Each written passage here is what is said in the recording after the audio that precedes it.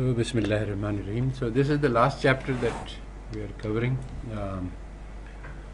Basically, this is an analysis of capitalism and why it fails and what may be done to fix it. I think this is not possible. It is not possible to fix. And that's why we should switch to an Islamic system. But for the moment, we are just going to study what this book says. It's very important. One of the things that you need to learn, if you want to learn, learning is, in order to learn, you should be able to take any idea and evaluate it on its own terms, and without letting your own prejudice and background and opinions interfere. So one of the most important skills that we need to learn is that you take an idea and hold it without saying whether it's true or false. Just understand something without judging. This is very hard to do because as we are learning things, we are automatically making judgments. This is wrong, this is right. So abandoning this judgment, because this judgment prevents us from understanding what is being said. So you have to let go of your own biases and try to understand the idea in its own terms before making any judgments as to whether it is good or bad, right or wrong. That is one thing. The other thing is that one skill which is not taught is that what I am trying to teach is meta-level thinking, that is, thinking about ideas. So you have to understand what the unit of thought is, what are the ideas. Now in these lectures, see, what I take is I take the textbook and I bring out the ideas, and those are put into bullet points. And very soon I'm going to stop lecturing and you are going to start. And so one thing that I want you to do is to be able to isolate the ideas. One of the problems that has occurred in the past is that students have just photocopied something and presented it without understanding. So this I don't want to see. In order to understand it, you have to say, okay, here are the words, and this is the idea which is driving those words, and then present the idea in your own words. So to understand one whole paragraph is about one idea, you have to look beyond the text to find the idea. So you have to develop this skill. Alright, so this is the last chapter, and it's basically the issue of how we can fix the system of capitalism as it is in USA. So this doesn't seem very relevant to what we are faced with in Pakistan, but if we understand the method of analysis, we might be able to use the tools for Pakistan.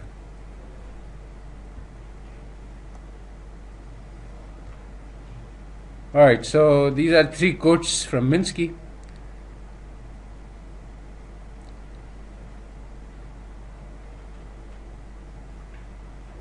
So there is a fundamental flaw in an economy with capitalist financial institutions, because no matter how you try to control them, the financial institutions will find ways to create instability.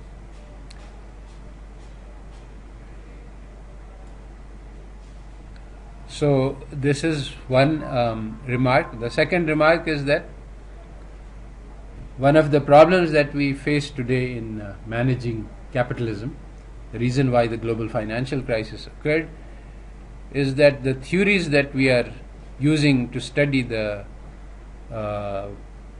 capitalist economy are wrong. So when using wrong theories, you can't understand what's happening. So there are two types of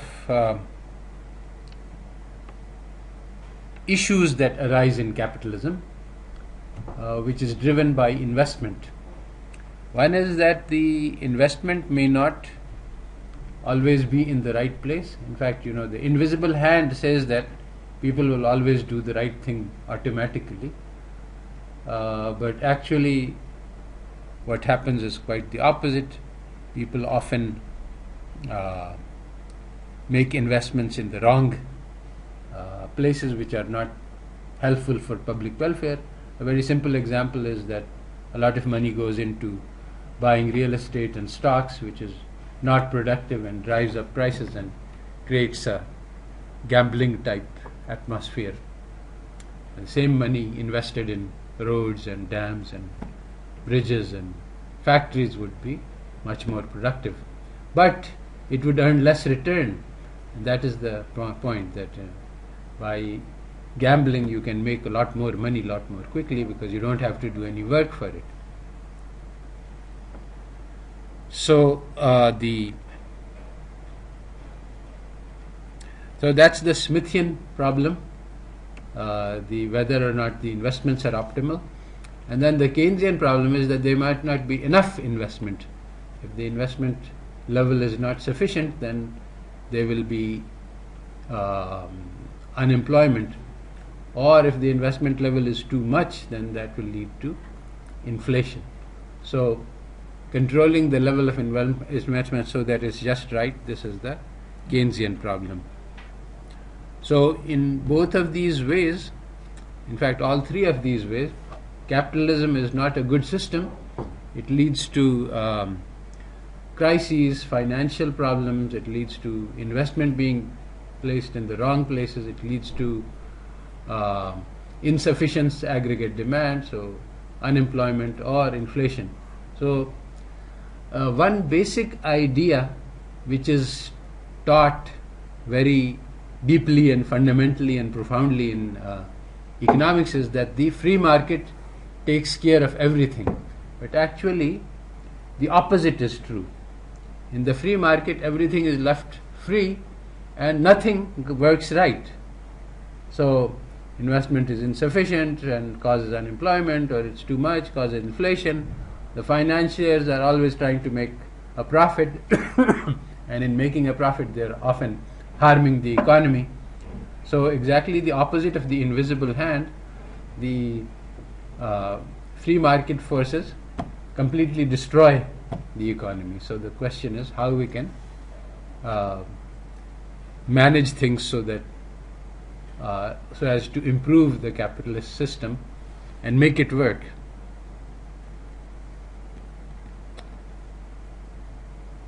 So there are fundamental flaws in capitalism.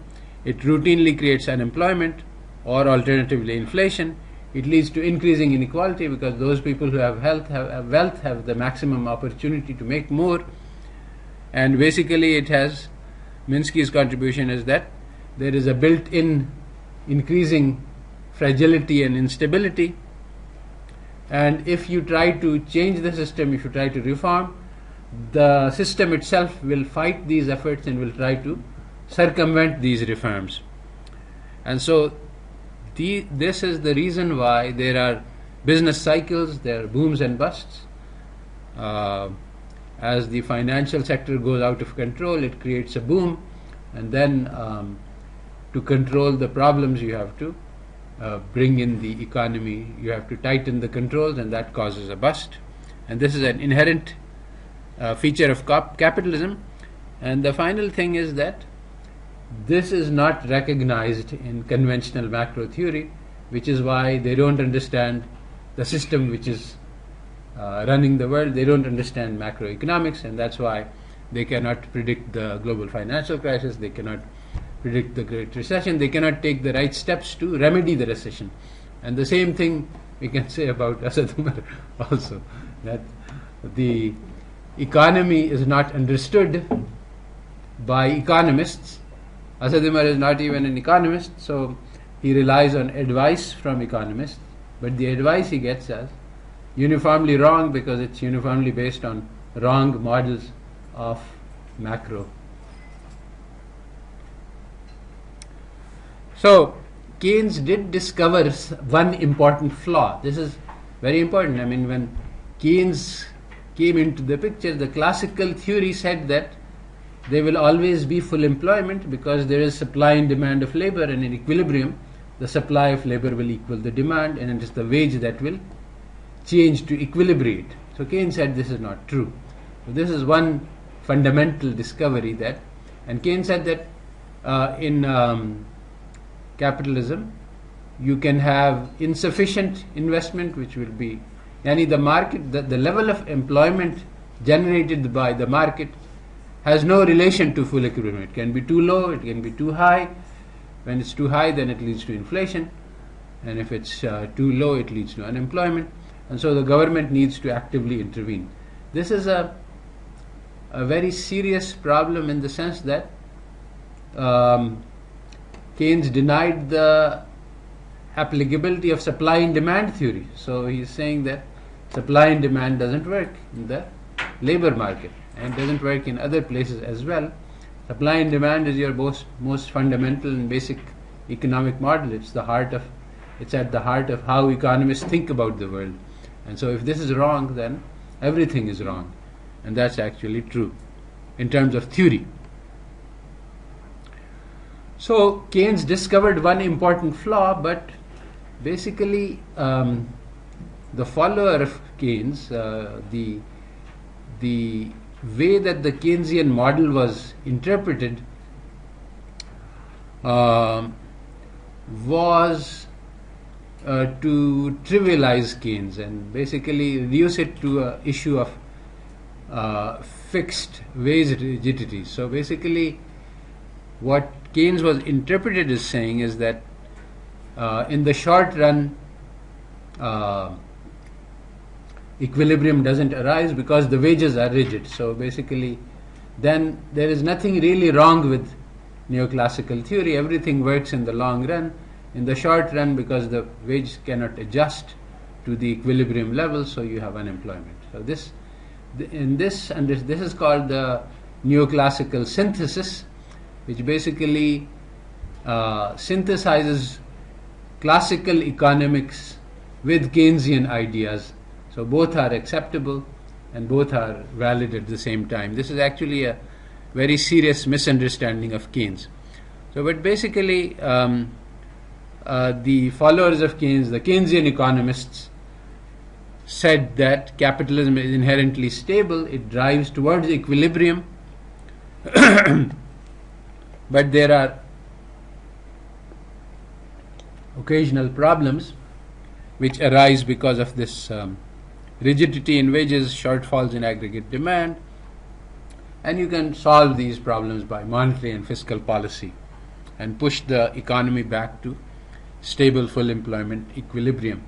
This is the Keynesian mindset. This second thing that is called fine-tuning, that the economy is a little bit away from equilibrium, so you just give it a little push in the right direction and it fixes itself and it stabilizes.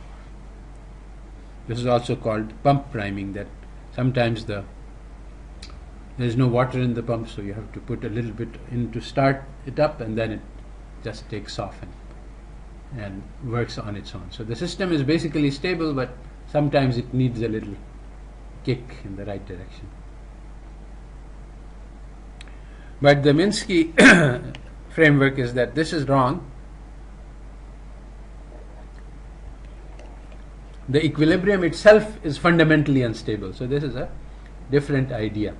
So even if you are at full employment, so now the system will not stay at full employment because there is a built-in force which will actually, when you are in full employment, then there's lots of money in the system, the financiers are going to create a boom, and that is going to cause a collapse. So the inherent tendency of capitalism is towards booms, and these lead to collapse.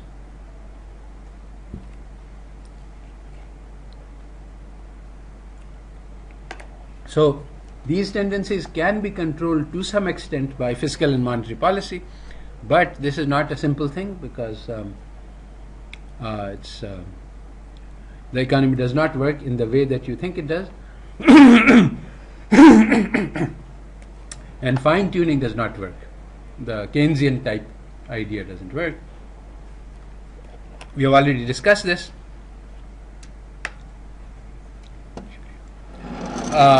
One of the main and most important things is that policies change behavior. So, if the government undertakes some policy to try to fix the system, then the system undertakes some policy to try to fix the policy. So, when people regulate, then people try to counter the regulations. So, because of this, the system itself is trying to create a crisis for reasons that we will see. Because in prosperity, the financial sector wants to create more credit, and they can find ways to do so. This is the magic of securitization. You can always create money. So, in order to fix the system, you need to dynamically adapt. You need to see what they are doing to try to get around and then try to prevent the new thing. So you can't be, the book says that rust never sleeps. So they are always trying to break, so you always have to be inventing countermeasures.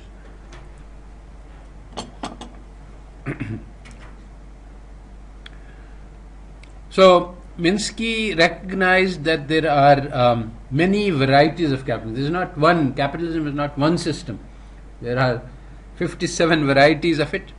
There is no general theory which will work for all of them. So if we want to analyze Pakistan economy, then what we have studied will not work, because Pakistan has its own form of capitalism. But if we study these tools, then we can apply the methodology to think about what happens in Pakistan.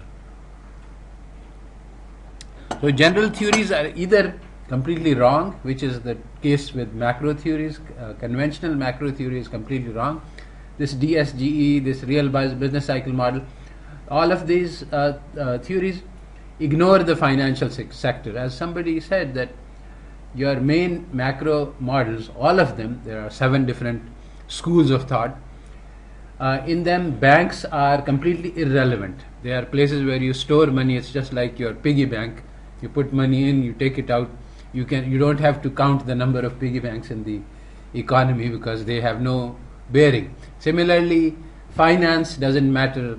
The stock market is irrelevant, because basically stocks are shares of companies, so it's a question of ownership. So all of the things which actually drive the economy are out of the picture. So these kind of general theories don't apply. Exactly as I've been telling you, what kind of an economy theory will apply to a tribal society, a peasant economy, a small government, capitalism and a big government, and financial sectors with large variety of different things? There is no such theory. So this economic theory, which pretends to be applicable to all economies at once, must be wrong. It cannot be right. When you start to study economics, you must start by saying, what are the institutions that are in the economy? What do the markets look like? What do the banks do? What does the central bank do? What does the government do? How is wheat procured and regulated, and what are the prices? These are all the things that we need to take into account if we want to study Pakistan. Without studying these, you cannot study Pakistan economy. So you get an illusion of understanding, which is exactly what our economists have.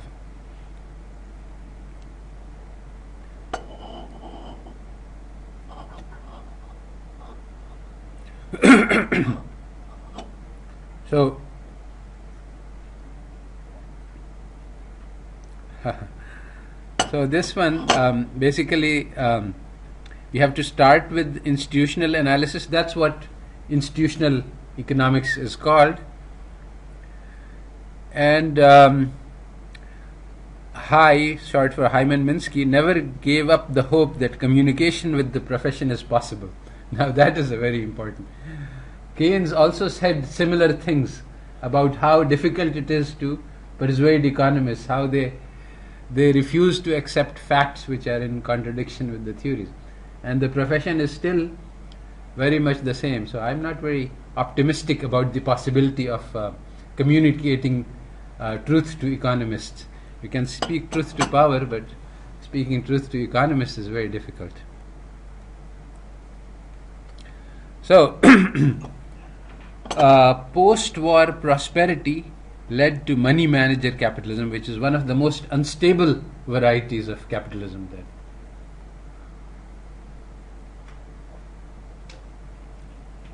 In money-manager capitalism, we have huge amounts of money being managed by third parties who have no interest in the prosperity of the economy. They only want to make money for themselves. And so there are many things they can do with this huge amount of money, which will be harmful to the public interest and beneficial to their private interest. And that is what happens. Now, basic economic theory starts out with this fairy tale that of the invisible hand, that whatever is in your private interest is also in the public interest.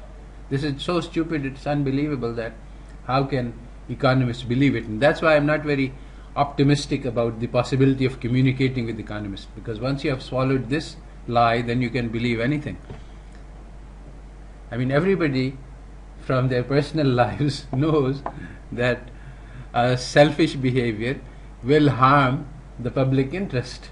And we often, we are all trained to socialize, to abandon our personal, even though we want to do something, we don't do it because we know that this is socially unacceptable and this is harmful to the society, so we control our personal desires to do things, many kinds of things.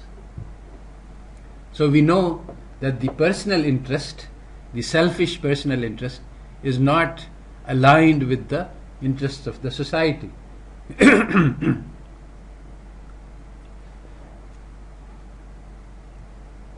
So in 1987, very early, Minsky understood the possible damage that would be caused by securitization of home mortgages. And he understood also the massive potential of securitization. He said that everything that can be securitized will be securitized. The Islamic sukuk are an example of this. The sukuk are based on, I think recently there's a meme floating that Pakistan has mortgaged its bridges and dams and everything, and we must pay back the loans. This is a reference to the sukuk. The sukuk are actually, you see, the bonds work by some collateral. So you issue a bond, and it's more complicated. The sukuk are more complicated than bonds because of various reasons. They have to comply with Sharia laws, but the compliance is in name only. The reality is not there. Actually, there is a possibility. There is a genuine form of sukuk which would be possible if the Islamic financiers stop trying to imitate the West. See, the genuine sukuk would be that you buy a building and you sell shares in that building, and the people who own the shares get a proportion of the rent that comes in after you deduct the expenses which are there. So this amount would be random. Sometimes you will have more renters, sometimes you'll have less, sometimes you will have expenses, and that's fine. That is a genuine Islamic sukuk. You own the building, and you participate in the risks of ownership, and in return for this risk of ownership, you get the return. This is an explicit principle of Islamic finance, that the way to make money on money is by putting it into a business and sharing in the risk. The difference between the Western bond and the Islamic sukuk, the genuine Islamic sukuk, is that the Western bond does not participate in the risks of business. It's the same kind of thing. A business issues a bond saying that I want to borrow some money, I'll pay you some interest, 10% on this bond if you lend me the money. whether I do well or whether I do badly is not your concern. You will get your money anyhow. So this is not permitted because the money is being invested, and the person who is giving a loan to the business does not participate in the risks of doing business. When he does not participate in the risks of doing business, then he cannot earn a return on the money. This is the simple common sense Islamic principle of the Sharia, which if implemented would have prevented the global financial crisis. So securitization is exactly this. You take any asset which has some value and you issue shares on it, and now the payoff on these shares can come from appreciation in the price of the asset, or it can come from some payoff that accrues from this asset.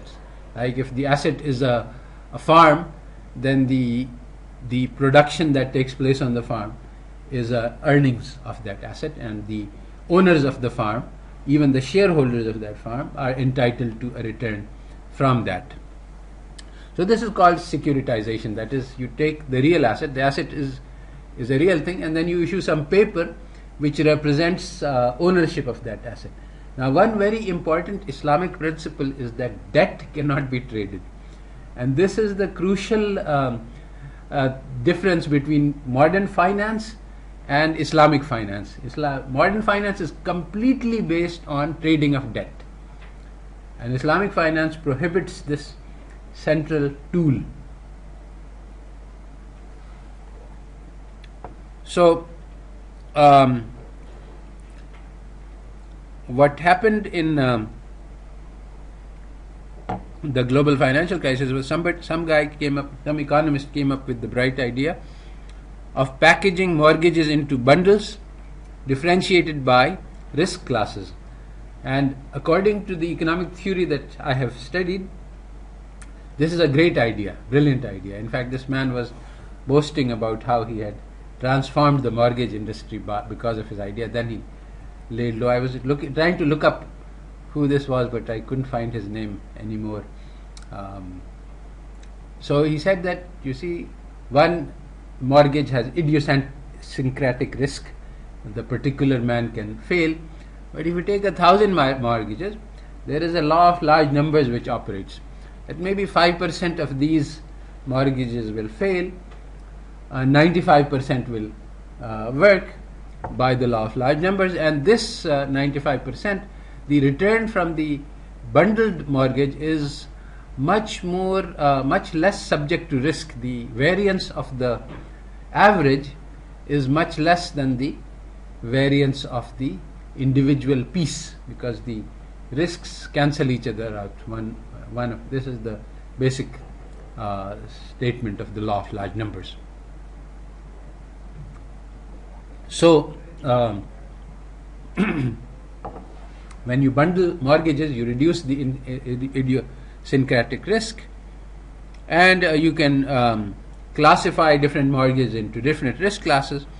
So what was actually done was very, very, very complicated. I don't even want to describe it, but basically what happened is, I can give you a rough idea, that basically you took 1,000 mortgages, 100 of them were top class people who had there was very little risk, so these were AA grade, the same grade almost as the US Treasuries, and then there were some less secure and even less secure mortgages. So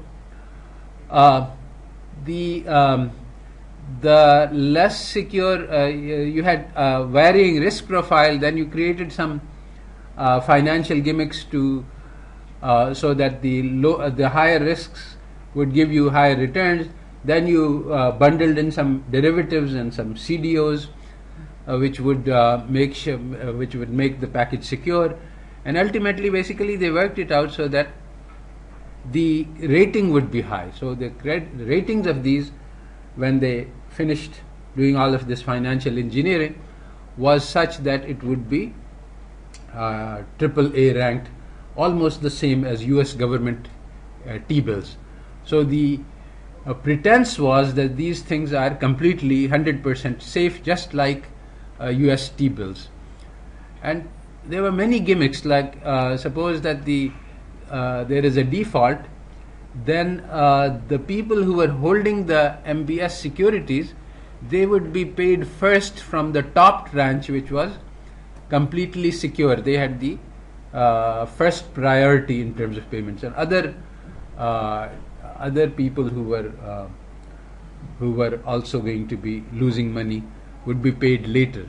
So on the appearance, there was complete appearance that these are solid securities, but because the system, once these securities were devised and once they started selling like hotcakes, then the system had incentive to go around the qualities. So there was massive fraud on multiple fronts to enable this. It seemed that there were many checks and barriers which would have prevented this, especially at the bottom of the pyramid. There is this idea of IID returns, that different mortgages are independent of each other, so they can't all collapse at the same time. That is what makes the risk go down. That's how the law of large numbers operates. So even that fundamental assumption proved to be wrong, because when massive amounts of money started flowing into the system as a whole, then property started going up in value all over the USA, because there were so many billions being crept up. So the risks started becoming correlated. But also the rating agencies and the insurance agencies and the mortgage originators, everybody played in this game. Everybody knew that they were doing fraud on their part, and they were counting on on the other people, or maybe not. In fact, Minsky said that there was a massive game of make-believe. Everybody started to pretend that willing suspension of disbelief, that everybody started to say that, okay, things will keep working.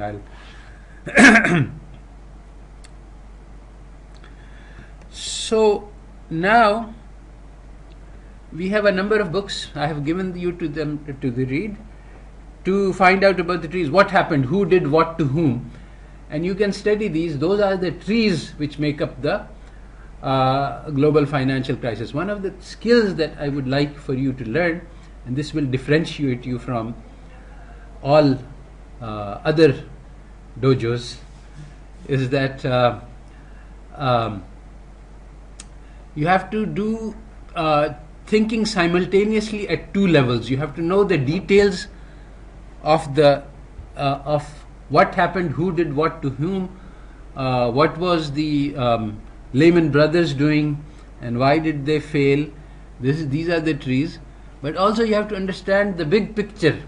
What were the forces, the global forces that led to this? If Lehman Brothers had not been there, somebody else would have been doing the same thing, because the forces were there that would have been that were impelling this kind of behavior. So you have to learn both things. Now, as opposed to this, the conventional economic theory never studies the trees. The theory of the firm you learn by doing calculation on a piece of paper. You never get exposed to any real world firm at all, and the economists don't either. There was a paper by Barbara Bergman, which starts by saying that, look, you have these marine biologists and they studied dolphins for thousands of hours, and then they came up with theories about dolphin behavior. So you would think that if the economist is talking about firm, he might have had a look or two, but they have never stepped inside a firm even once in their lifetime, and they are making up all of these fancy theories about how firms behave and how consumers behave. So we need to do both. We need to have the on the ground reality of what actually happens in the real world, but that's not enough. You can have a very perfect understanding of who did what to whom, but you may not have the theory. The theory is also separately necessary. So all of these books which tell you blow by blow, this is the journalist account what happened, that doesn't give you insight into the big picture. So you need to do thinking at both levels. So, what were the underlying trends which led to this? So there was globalization of finance. Basically, when you have these money managers, they are looking to make profits. There's massive pools of money sitting in the hands of pension managers, and these people have the job to manage money on behalf of people who are investing for their retirement. So there's millions and billions of dollars, and they're trying to earn returns on it so that the people who are saving for their retirement, they can get some money. They don't have any particular any stake, neither in the world. They are being evaluated on how well they do with this money, how much return they earn. But they have a downside backstop, that suppose they put all the money and they lose it, as long as they follow the law, they will get fired. So if they make a couple of million and they get fired, it's no big deal. They can make enough money to last them their lifetimes. So now in any given economy, you have $1 billion, you have a limited number of opportunities. And especially in the emerging economies, first of all, the growth rates are higher, and also the returns to capital are higher, but also there are higher risks. So what would a money manager want to do? He wants to make sure that he wants to be able to invest, and he wants to take the risk out. So this is what IMF does. This is what World Bank does. They want to make the world safe for global investment. That is their basic function. If you want to understand why IMF does things, see, the IMF has a list of standardized prescriptions, and this is what Stiglitz has said, that this is one size fits all. So now this is very surprising. Is it true that the best economic program for Pakistan would be the same as the best economic program for Brazil? This is also what the Washington consensus is, that the best economic program for Nigeria and for Brazil and for Indonesia and for Pakistan, they're all exactly the same 10 points of the Washington consensus. Seems very puzzling, and Stiglitz said that this is one shoe fits all.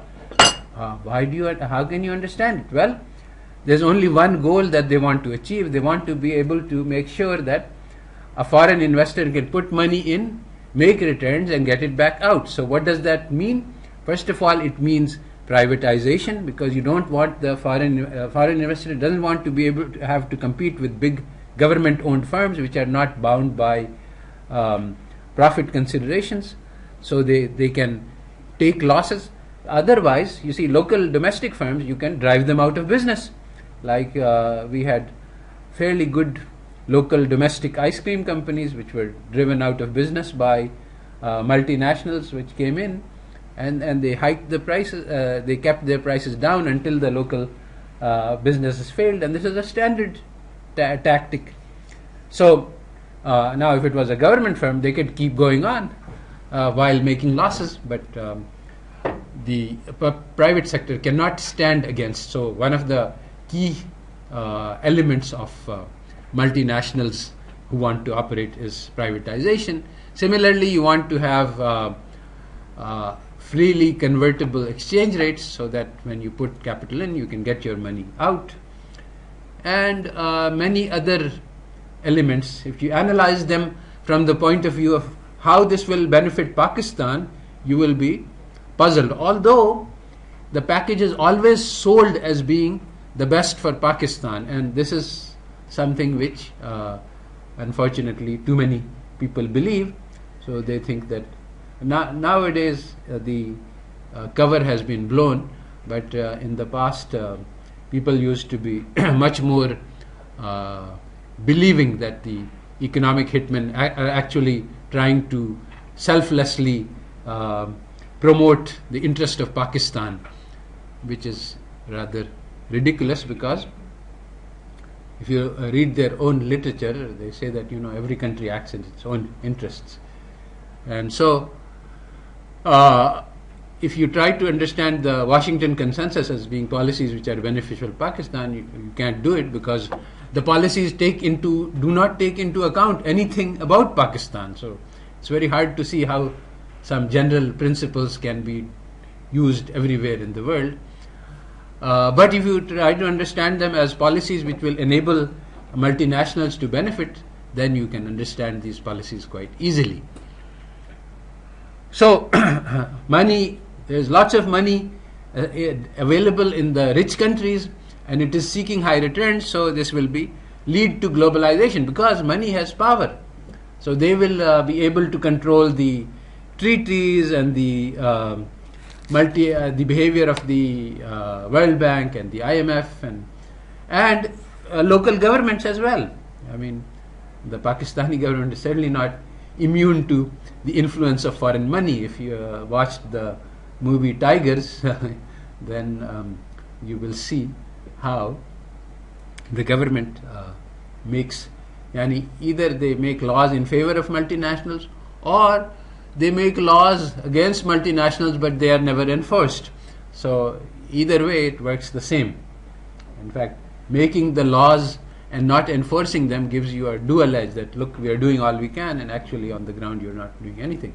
Today, just recently, there's this polio campaign which is going on, that you should make sure that everybody drinks polio drops, and all children up to age of 12 are going to be given polio drops, even though all the medical literature says that this is harmful, and there's no the chances of getting polio from drinking polio drops are higher than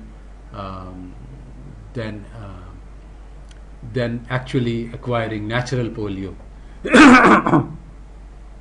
So this is medically harmful, but you get to sell a lot of obsolete polio medicine this way. So the drivers of money, and this has full support from the government and everybody, because everybody has been paid off. So there is vast pool of money, and there is global glut of money which is seeking high returns. There's lots of money available. You don't have too many investment opportunities, especially in the rich countries. So the sociologist Giovanni Arrighi, and he has written a book called The Long 21st Century, and basically he says, his thesis is that history is driven by the money seeking returns. All of the wars that take place, everything that takes place, this is all, if you trace it to the roots, it's all about money. This is a very interesting hypothesis, because we often believe the opposite, especially naive Muslims. They think, Christians are waging a crusade against us, and they are against Islam, and all of this Islamic terrorism is because they hate Islam and Muslims. This is completely false. When money is to be made by hating Muslims, then you do that. If money is made by loving Muslims, then you do that, like in the Taliban in the period of Afghanistan. So failing to understand this makes the response wrong. I mean, you respond on the wrong fronts, and the enemy is attacking on some other front, and you are defending some other front, so it causes major damage. So you have to look through. So that's the forest. So what happened on the ground floor is that these mortgage-backed securities were created, and they were billed as being equivalent in risk to T-bills. That is risk-free, almost risk-free. And this was very tempting, because US T-bills were offering 1% or less, and these mortgage-backed securities were offering huge amounts of return, like 5% or more.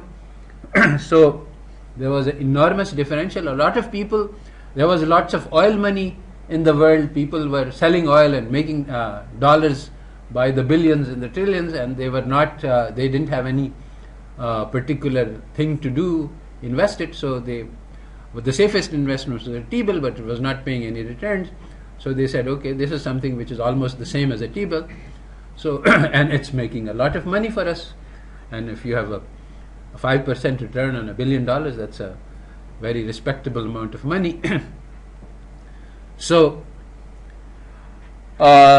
in 2007, the value of these mortgage-backed securities was greater than the US government securities. The market for these was much bigger than the market for T-bills. So when these collapsed, due to the reasons that we have studied and many more that you will look at, then everybody in the world was holding them. And so once they collapsed, then there was a run on banks in France and in Germany and UK and in many other places, because these banks were holding too many of these securities.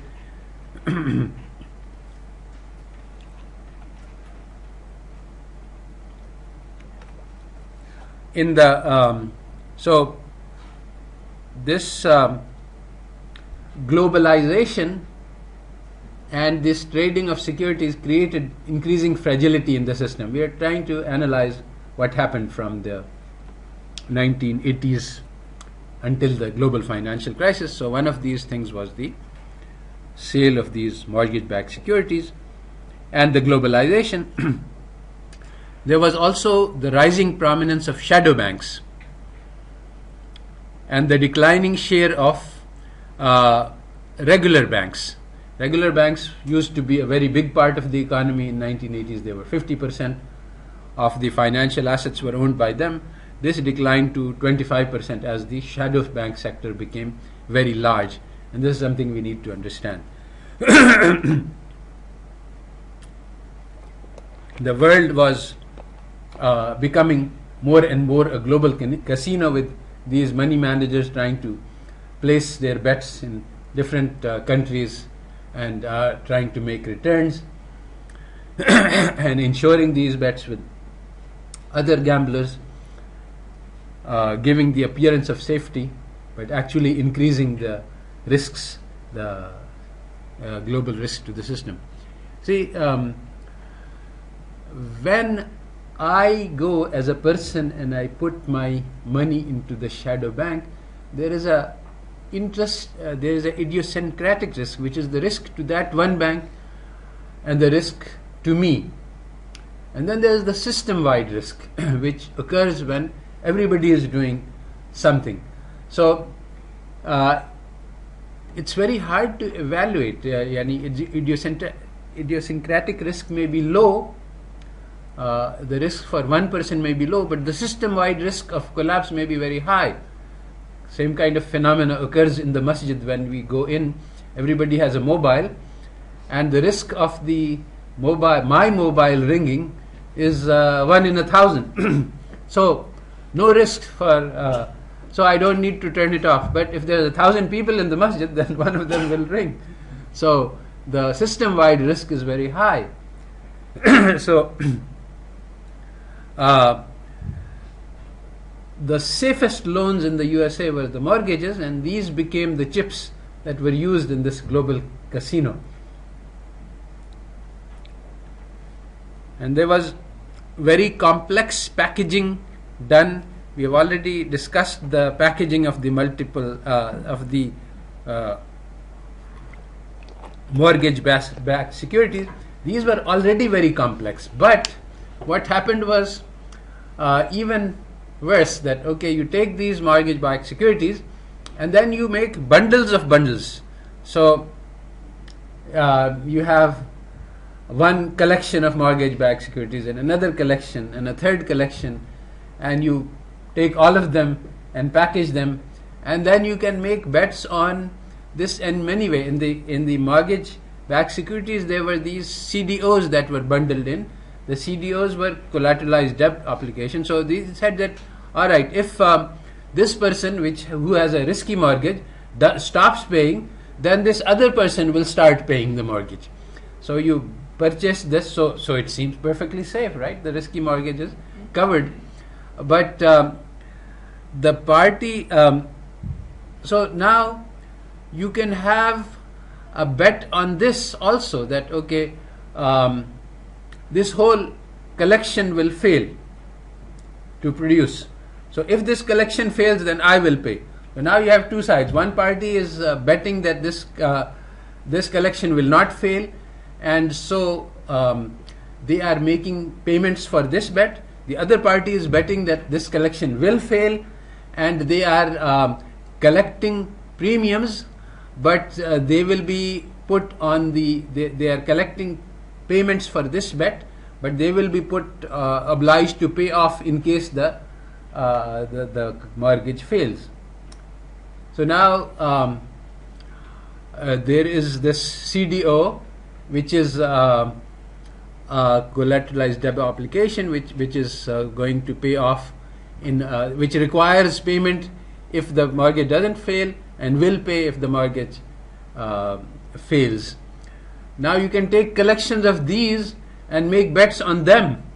And so this is what the book says about Yertle the turtle, about how you have one turtle on its back, there is another one, and on its back there is another one, and it keeps the stacks keep piling up to the sky, and ultimately if the bottom at the bottom there is this homeowner who is paying his mortgage. So as long as he keeps paying mortgage, then nothing happens. But as soon as he stops, then a huge superstructure, it all comes tumbling down.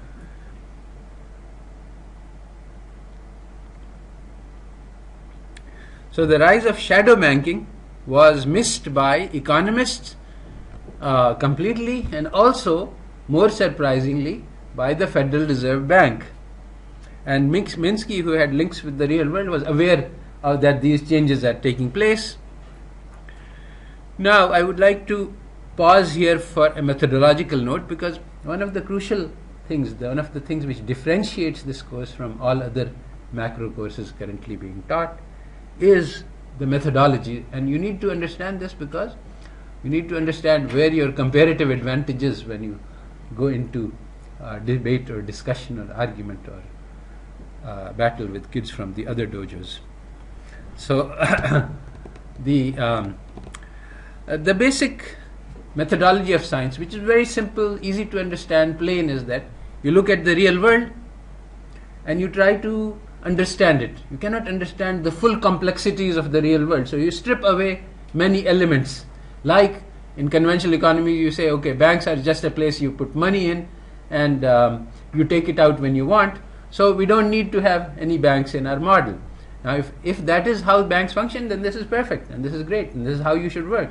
But if banks function in a different way, then you have... And now what will happen in modeling is that you make mistakes, you make simplifications which are wrong, and then you say, okay, this is my model, which is a great simplification of the world. The more you simplify, the better, because you want to understand the essence, the drivers of the economy. So you say, okay, I take every complication out of the economy, I only have one factor. Like in the Keynesian model, there's only one factor, which is investment, which drives the whole economy.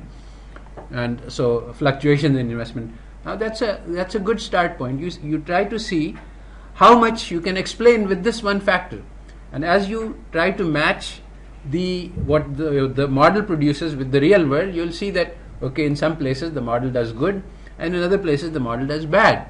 So where the model is doing poorly, you say, okay, there's something I'm missing, so let's go back and look to see what I'm missing, because this my model produces this result and the real world is producing some other result. And then you look at what could possibly be cause of change, and you pick up just one factor. You try to keep things simple. You don't try to pick up multiple factors at a time. So you pick up one factor which can possibly explain the difference that you are seeing, and that way you complicate the model. So basically you are constantly looking at the real world and the model. You're looking at the trees and you're looking at the forest at the same time, and you are improving your model. Now the economic methodology is completely different. The methodology is you start with axioms, which originally was said that the axioms are guaranteed truths, but and then you start with guaranteed truths, and then you just use logic. You don't ever look at the real world, and you never even compare your final results with the real world. But at the first stage, you are supposed to compare the axioms and hope that these are true. But later on, Friedman came along with this as-if methodology and said that even the axioms don't have to be true. And so the whole structure of theory became completely unanchored. It has nothing to do with reality.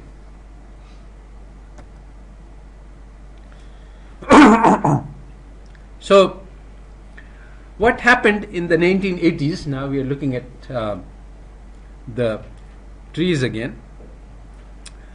The commercial banks, as deregulation took place, the commercial banks lost their edge.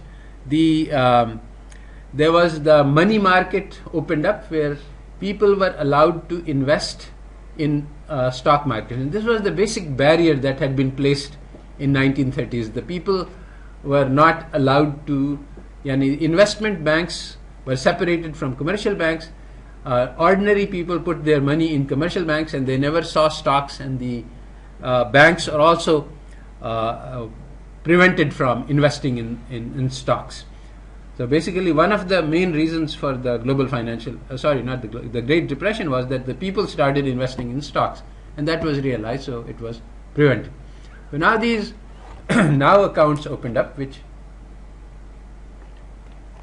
basically a now account was firm that would invest in a mutual market or a money market fund. It would have a large collection of shares in the stock market.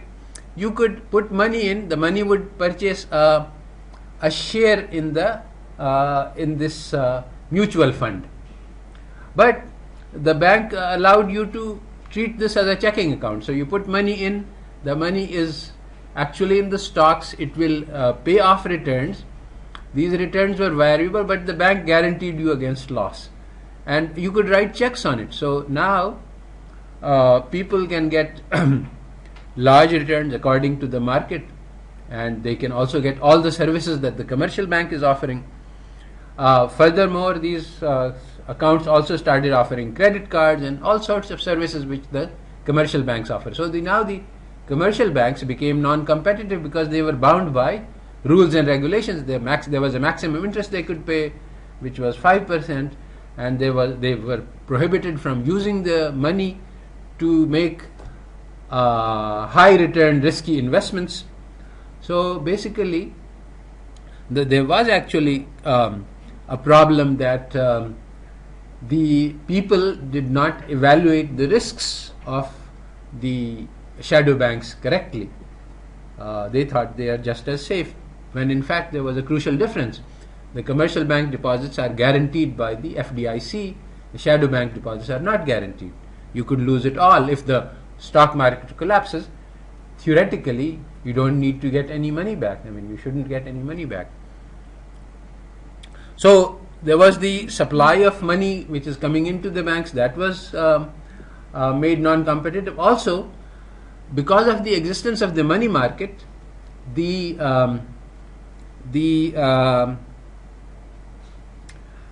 became possible for firms to borrow by issuing paper which they could sell in the money market. Previously, if the firms had to borrow, they had to go to the banks.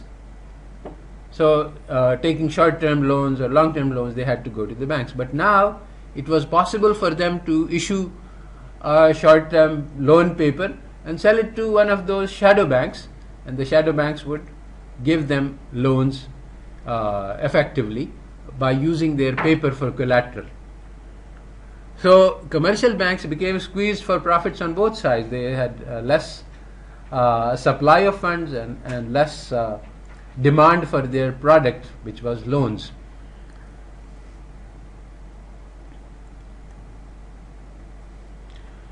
So basically, Minsky says that commercial banks required about 450 points, that is 4.5% interest rate spread. So if they can borrow at 3%, they must lend at 7.5% in order to make their they cover their overheads. These regulations, this covers the regulatory overhead. They have to maintain some reserves. They can't earn money on reserves, so that's an overhead. they have many other requirements that they are supposed to fulfill. They have to keep safety margins and so on and so on. So, but these regulations make the banks safe. These safety margins, etc., these regulations have been designed so that, and they were safe for 50 years. Commercial banks were very safe. But the shadow banks, they don't have any such regulation, so they can lend at much smaller margin. So this makes the shadow banks unsafe, but it also makes them cheaper. So the move from so obviously because of these incentives, there was a move from shadow banks, from commercial banks to shadow banks. As we said, the commercial banks started losing market share, and the shadow banks started increasing in their market share. And as this happened, now we see one of the forest pictures. The commercial banks were pressurized, so they had to lobby for deregulation. How can we compete in this atmosphere? So, and they have lots of money also, and they have politicians, and they have, so they lobbied for, and what did they do? They went and said, look, we are making losses, and if you, the one option is to shut down the shadow banking industry, which is obviously not feasible. So the other option is allow us to untie the chains which are tying us, and then we can compete with the shadow banks, and if we are not so heavily regulated. So on the surface, when you look at the arguments being made in Congress, they are all perfectly rational and reasonable, that the shadow banks are not competitive because of these obsolete regulations which are from Great Depression era. Now we are in the modern era. You can read these speeches which were made by Reagan and for deregulation, and they are perfectly true. It's not that there is some that it is true that the banks are making low profits, and if you deregulate them, they will be able to compete with the shadow banks, and they will be able to do better on their profit fronts. So on the surface, it makes perfect sense.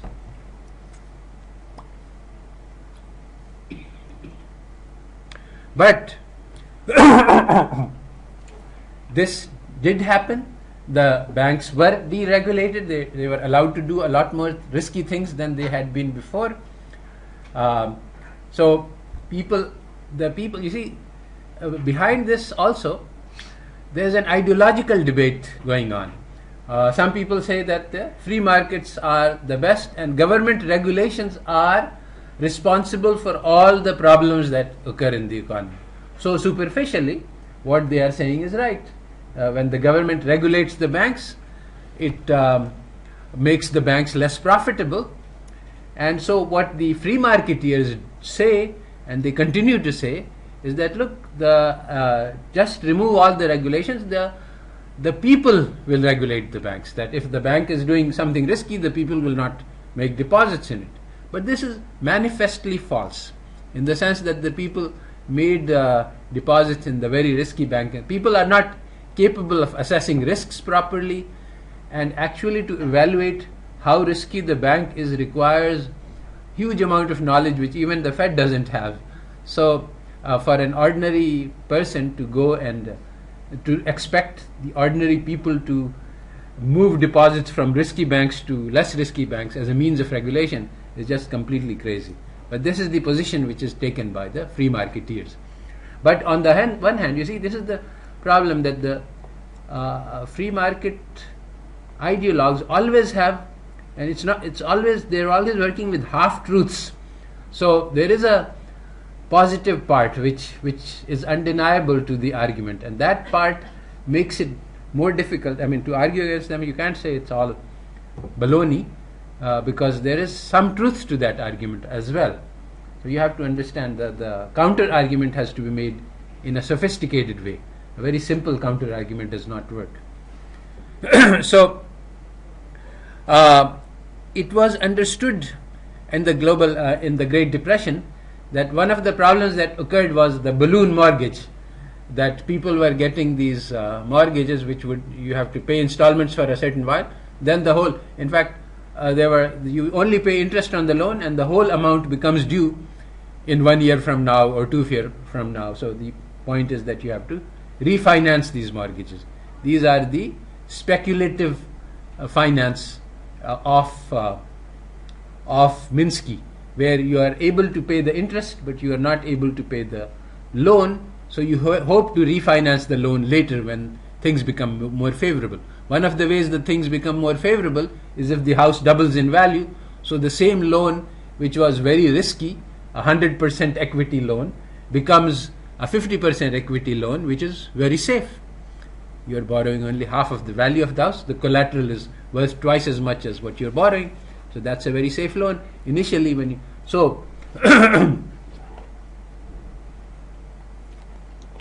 so the balloon mortgages were banned in the global devaluation, but they came back after the deregulation, and in the mid-90s you introduced both floating rate mortgages and balloon mortgages, and these are both very risky.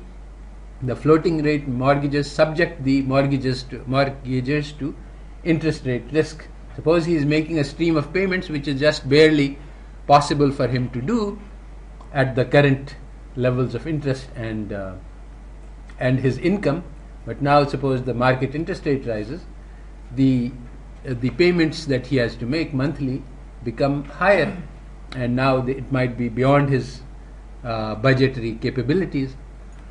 So both of these things led to increasing fragility of the system. And remember that these are the mortgages, and on top of this mortgages you have this huge $1 trillion superstructure, which is worth much more than the actual mortgages themselves. So some of these things were taking place on the ground. In the meanwhile, there were developments taking place on the theoretical and policy front as well. So on the theoretical front, the development we have already discussed is that the idea came back, the pre-Keynesian idea that basically markets equilibrate. The reason they fail to equilibrate is because of money illusion, and money illusion can be prevented by transparent monetary policy. As long as people can predict exactly what is happening to the money, they will be able, if the money supply is increasing by 10%, then the inflation will be 10%. If everybody knows inflation is 10%, then there is no problem. The only problem arises in monetary policy due to monetary surprise. When you have unexpected change in the money supply, unexpected change in inflation, that disturbs everybody's plans, and it can lead to unemployment, and it can lead to many other economic problems. So the key goal of the economic policy is to keep money supply and keep inflation stable. That's called inflation targeting.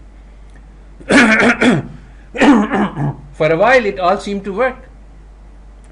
From 1987 onwards to 2007 we had what is called the Great Moderation.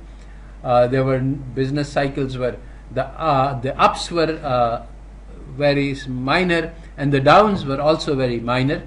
So there was what Minsky called a radical suspension of disbelief, and the replacement of the fear of collapse by greed to make money while we can.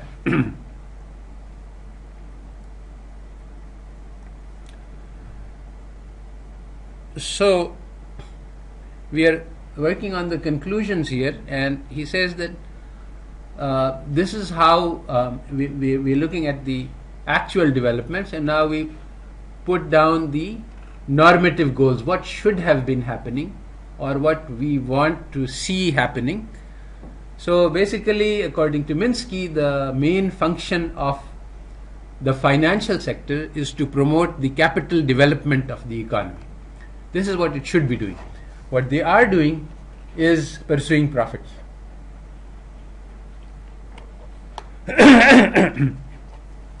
Basically, at the root, something which is not mentioned here, at the root of the dilemma is that the system of capitalism says we can make the profit motive work for everything, and let the profit motive be the driver of everything, whether it's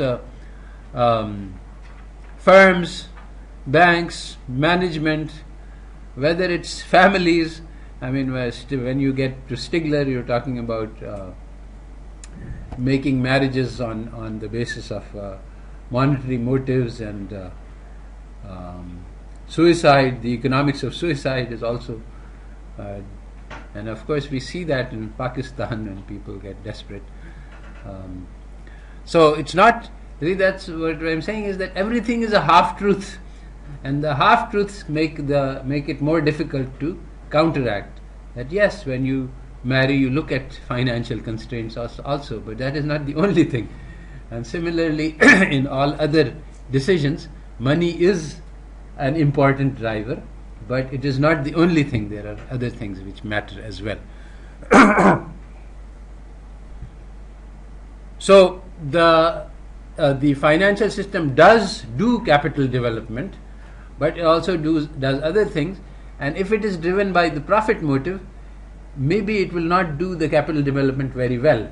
And the issue that we are struggling with this in book is, can it be made to do the job well?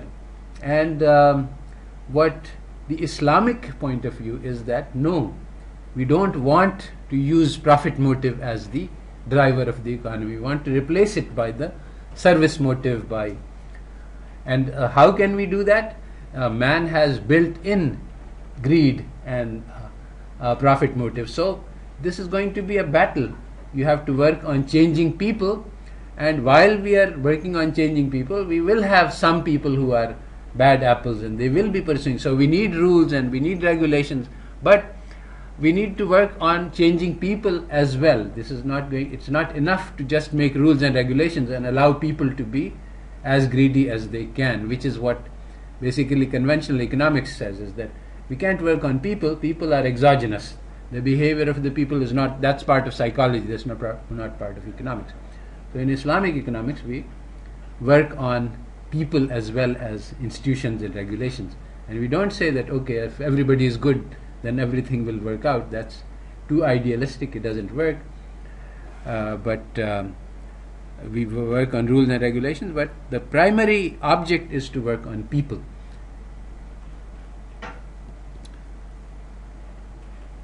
So Minsky wrote about the East European economies which had been liberated from Russia, and so he said that we need to create a monetary and financial system which will facilitate economic development, emergence of democracy, and integration with the capitalist world. So basically these are the goals of the financial system according to Minsky.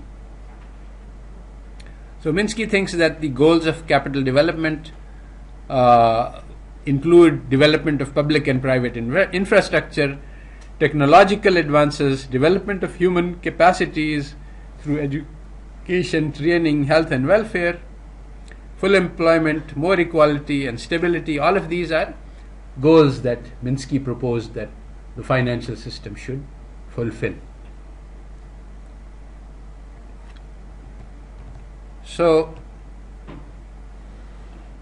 there are two main problems that arise in the conventional capitalist free market system for capital development. One is that the capital that develops doesn't go into the right places, lots of gambling takes place. So this is called the Smithian problem, making sure that the investment is taking place in the right things. And the key issue here is that what is privately profitable is not the same thing as what is socially profitable. For example, the best investment for our future is in our children. There is no doubt about it. So making sure that everybody gets to eat, everybody gets to get school, all the children are taken care, healthcare is taken care of. This is the best investment for the society as a whole. But is it the most profitable investment? No, it may be that the most profitable investment is in land, where you will get.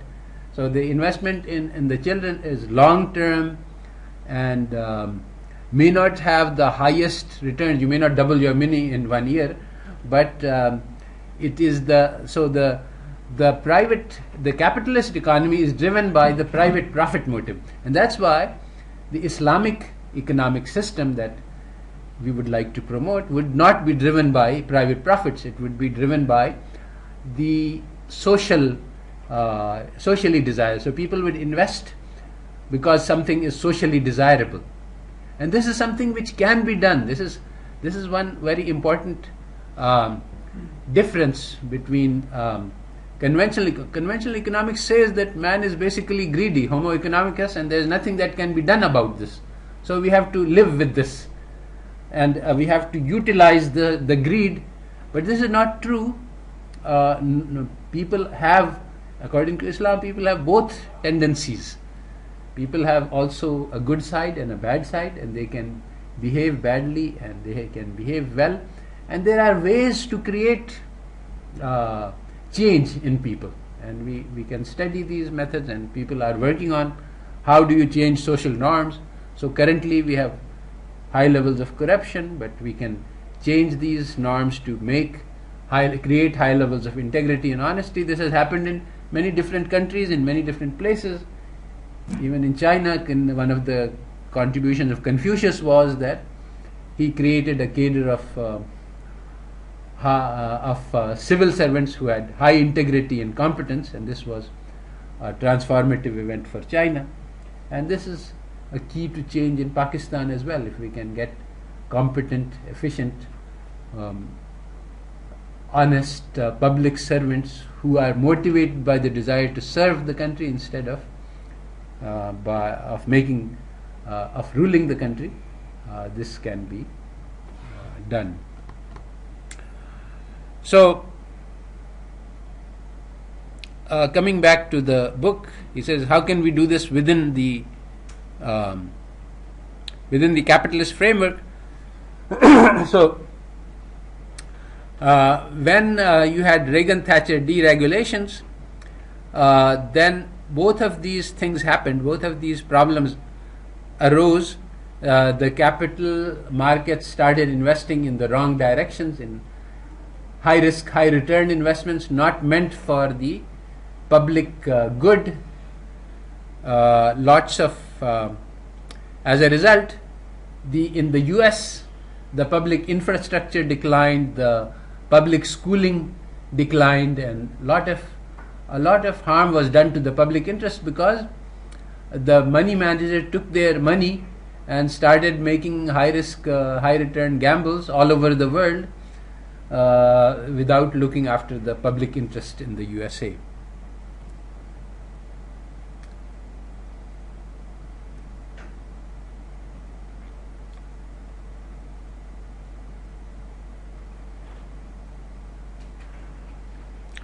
So, from 1980s onward, we had wrong investments. There was excessive demand for commercial real estate. In 2000s, again, the same thing happened. In the 1980s, what happened was that the savings and loans, the thrifts as they call, they had lots of money, and they securitized their mortgages. And also they had these rights, the real estate and investment trust. Again, instead of investing in shopping malls and in many other types of real estate, that would actually be productive, they invested them and then they sold the shares. So basically the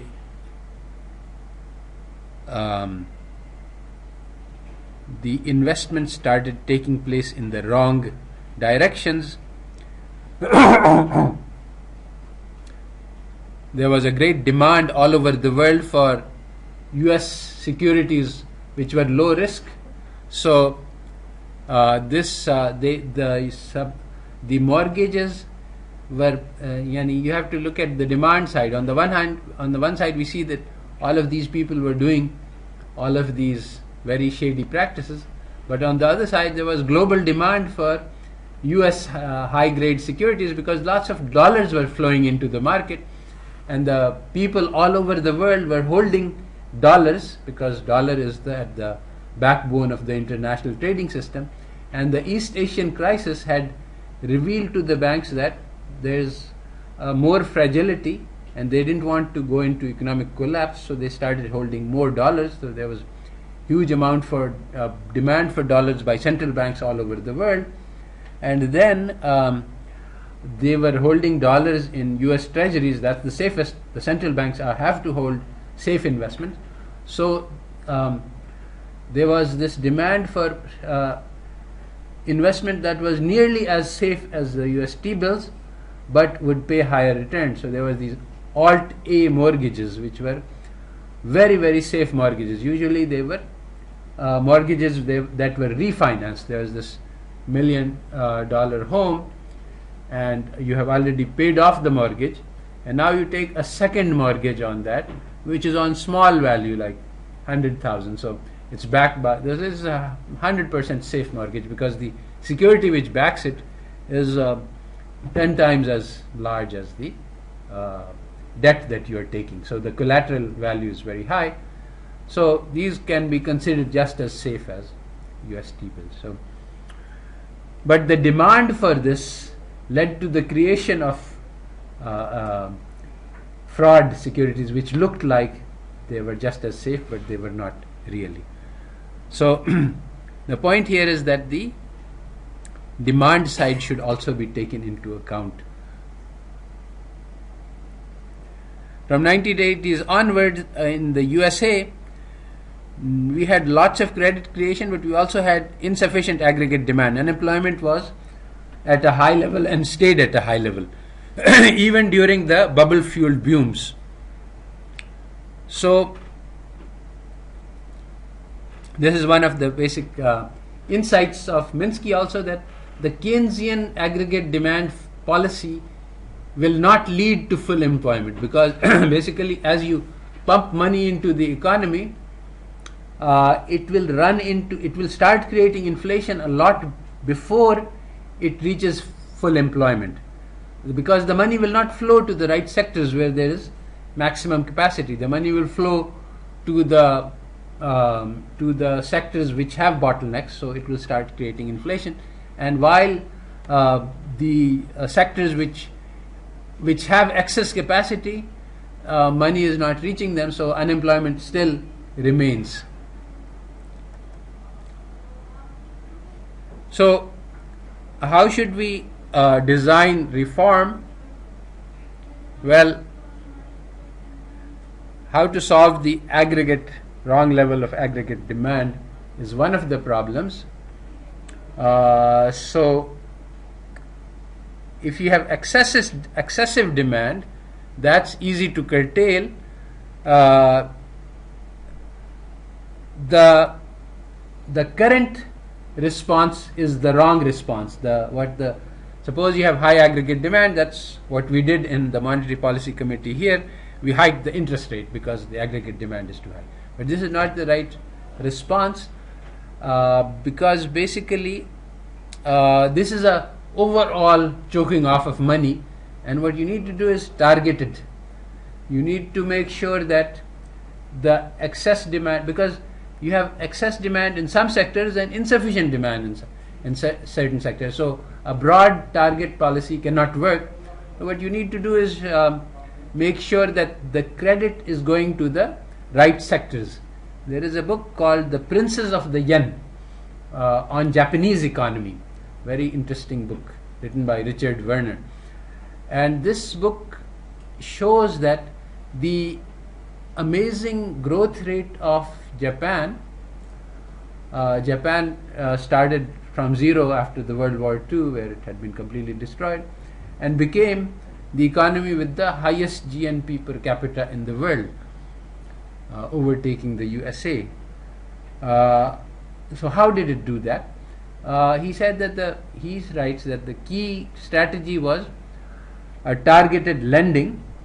Each of the banks were given specific targets to meet, that you have to lend so much money to this sector of the economy, so much money to that sector, and the banks had to meet their targets, or they would be denied, they would be punished in various ways. The central bank has a lot of power over banks, and it can punish them. So the banks were given targets, and so the priority sectors were settled, and they were given. So basically, if you say that you can only lend so much in real estate and so much in construction, then you can prevent these property booms by not making sufficient credit available.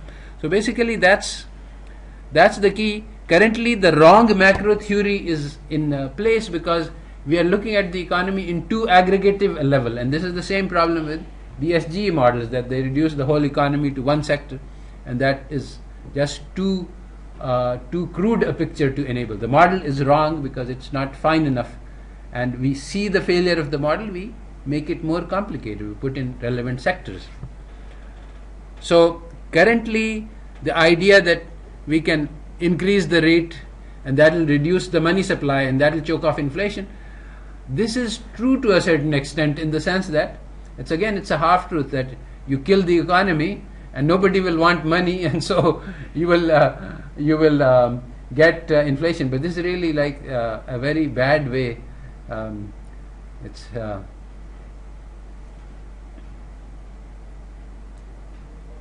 hit the economy with a hammer, make it stop working, and then there will be no inflation. So that's hardly a good way to manage the economy. So now, actually, this failure of Keynesian policy was understood by policymakers. There's also a big gap between policymakers and theorists. So people at the state bank have a very good understanding of the forest. I have been on the monetary policy. So they know what happens when you do this and that, but they don't have a grasp of the theory, the big picture. But the theorists, the economists, they don't have either the trees or the forest. The theory is wrong, and they don't have any understanding of the ground details either. So because of this, when the policymakers understood that the Keynesian policy doesn't work, they said that, okay, let's make changes over the 1980s, one step at a time. This will allow all agents to adjust to whatever change is happening. Don't make any big changes. But this is not going to work, and according to Minsky. And basically what you need is direct control of lending by banks, just like the Bank of Japan. And we do have in Pakistan the mechanisms to allow this to take place. That is, the central bank does have enough. In the USA, they don't have enough structure, although they could put it in. But we have had this kind of thing. We have had lending policies where the bank, the state bank, tells the central bank that you have to make so much loans in such and such sector. But it has not been in practice for a while, at least. There are some issues that, suppose, for example, we ask that the banks go and make SMEDA loans, small and medium enterprise development. Then the banks don't have currently the expertise. They don't know what the risks are like in that sector. They actually, I think this was tried and failed, in the sense that the banks were told to make loans, and the banks made loans, but they didn't have there is an expertise that is required to make SMEDA loans. And that requires the bank, basically the underwriting skills. Just like a bank can make loans to houses, they need to know how to assess the value of houses and how to assess stability of income stream. So in order to make a business loan, they need to have an understanding of that market. They need to acquire those underwriting skills, which they currently don't have. I think that currently, actually, there is a lot of emphasis that the central bank is placing on that. And I was at the meeting of NIBAF recently, and the NIBAF has been charged to provide trainings in loans to small and medium enterprises. I don't know who is doing the training and whether they have the relevant expertise, but this is exactly the step that is needed. So, okay, I think I will stop here.